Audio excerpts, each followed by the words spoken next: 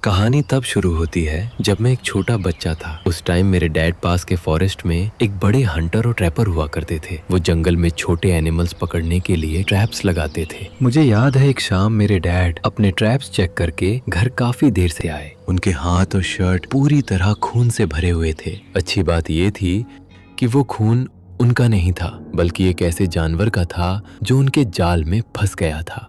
उस रात के बाद से हम बच्चों का जंगल में जाना पूरी तरह बंद हो गया। ये हमारे लिए काफी बुरा था, क्योंकि मैं और मेरे भाई बहन वहीं खेलते थे। मुझे याद है मैंने अपने डैड से पूछा कि हमें जंगल में जाने की परमिशन क्यों नहीं है, तो वो हमेशा एक ही जवाब देते थे कि ये सुरक्षित नहीं है। अगले कुछ सालों में मेरे डैड ने शिकार करना पूरी तरह छोड़ दिया। शिकार करना मेरे डैड और उनके पूर्वजों का बहुत बड़ा शौक था। उन्हें अपने सबसे पसंदीदा शौक में अब दिलचस्पी न लेते देखना काफी डरावना था।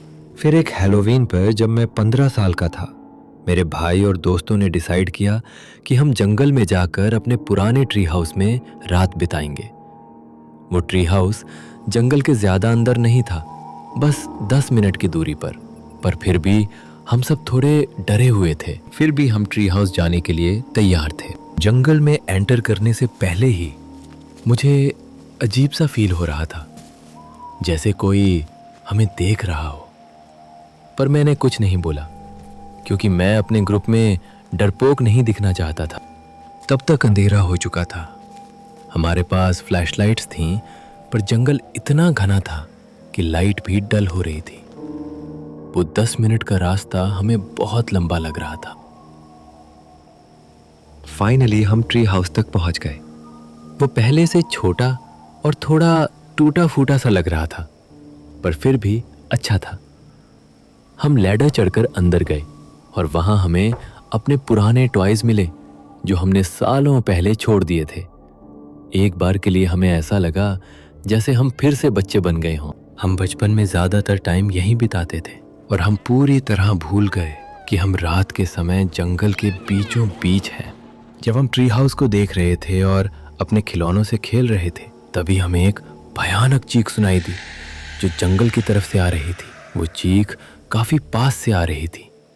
वो चीख इंसानों जैसी नहीं लग रही थी, खासकर रात के इस समय जंगल में।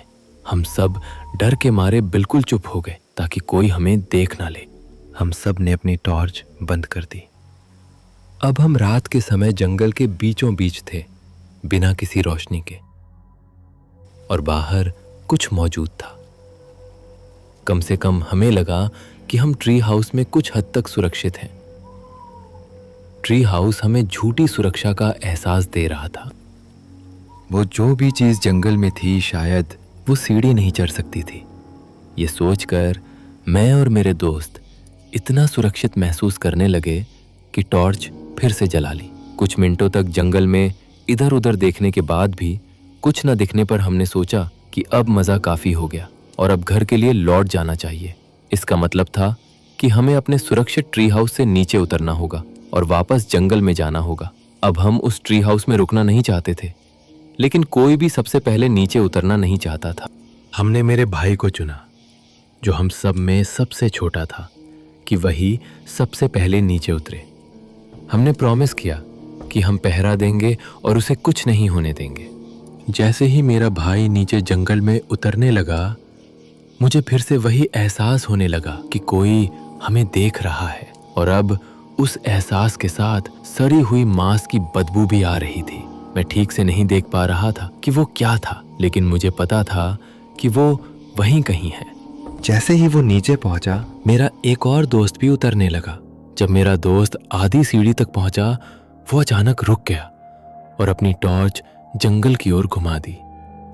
हम सब देखने के लिए पास आ गए कि वो क्या देख रहा था, लेकिन हमें कुछ भी दिखाई नहीं दिया।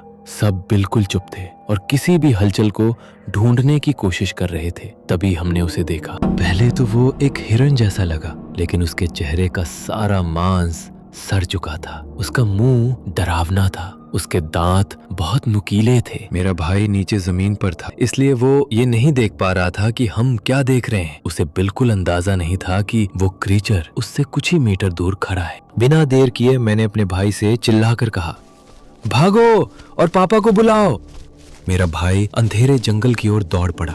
मैंने पीछे मुड़कर उस क्रीचर को फिर देखने की कोशिश की, लेकिन वो गायब हो चुका था। मुझे कुछ बुरा होने का डर था और मुझे लगा कि वो मेरे भाई के पीछे गया है। मेरा भाई थोड़ा धीमा दौड़ता था और उसकी टॉर्च उसे आसान निशाना बना रही थी। हम सब चिल्लाकर उसे तेज दौड़ने को कहने लगे, लेकिन तभी हमने देखा कि उसकी टॉर्च हिलना बंद हो गई। हम सब बुरी तरह डर गए। वो जो भी चीज थी, शायद उसने मेरे भाई को पकड़ लिया था। यह घटना उस समय की है जब मोबाइल फोन भी नहीं थे, इसलिए मदद के लिए कॉल करना संभव नहीं था। हम उस ट्री हाउस में फंसे हुए थे। लगभग 10 मिनट बाद सड़े हुए मांस की वही बदबू फिर से आने लगी। हमने तुरंत अपनी टॉर्च बंद कर दी ताकि हमारी जगह का पता न चल सके। मुझे लगता है उस चीज को पता था कि हम आसपास हैं, लेकिन उसे ये नहीं पता था कि हम पेड़ पर हैं। हम उसे भारी सांस लेते सुन सकते थे और वो हमारे ट्री हाउस के नीचे गुर्रा रहा था। वो गुस्से में लग रहा था। शायद उसे हमारी गंध आ रही थी, लेकिन उसे ऊपर देखने की समझ नहीं थी। हम सब नीचे अंधेरे जंगल की तरफ घूर रहे थे और किसी भी आवाज को सुनने की कोशिश कर रहे थे। 5 या 10 मिनट की पूरी खामोशी के बाद मेरे एक दोस्त ने टॉर्च जला दी और आज तक मुझे उस फैसले का पछतावा है। जैसे ही टॉर्च जली, उसकी रोशनी नीचे जंगल की जमीन पर पड़ी और एक डरावना नजारा सामने आया। वो सड़ा गला क्रीचर सीढ़ी के पास खड़ा था। जैसे ही उसे समझ आया कि हम कहाँ हैं, उसने एक भयानक चीख निकाली और वो सीढ़ी चढ़ने लगा।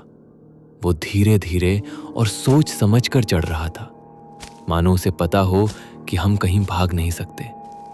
ऐसा लग रहा था जैसे वो अपने शिकार से खेल रहा हो। जब वो आधे सीढ़ी तक पहुंचा, तभी एक गोली की आवाज सुनाई दी। गोली उस क्रीचर को लगी थी और वो वापस नीचे उतर गया। फिर कहीं और गोलियां चली और वो क्रीचर जंगल में भाग गया, लेकिन वो ज्यादा घायल नहीं लग रहा था। हमने नीचे देखा तो वहां मेरे डैड थे और मेरा भाई उनके साथ खड़ा था। हम सब तुरंत नीचे उतर गए और भागते हुए घर पहुंचे। मुझे और मेरे दोस्तों को लगा कि अब डैड हमें खूब डांटेंगे, लेकिन उन्होंने कुछ नहीं कहा। उस रात मेरा भाई एक हीरो था। उसने हम सब की जान बचाई। अगर वो और उसकी बहादुरी ना होती या हमने उसे पहले नीचे जाने के लिए मजबूर ना किया होता, तो शायद हम सब मर जाते। यही वो कहानी है जब मेरे भाई ने उस क्रीचर से हमारी जान बचाई।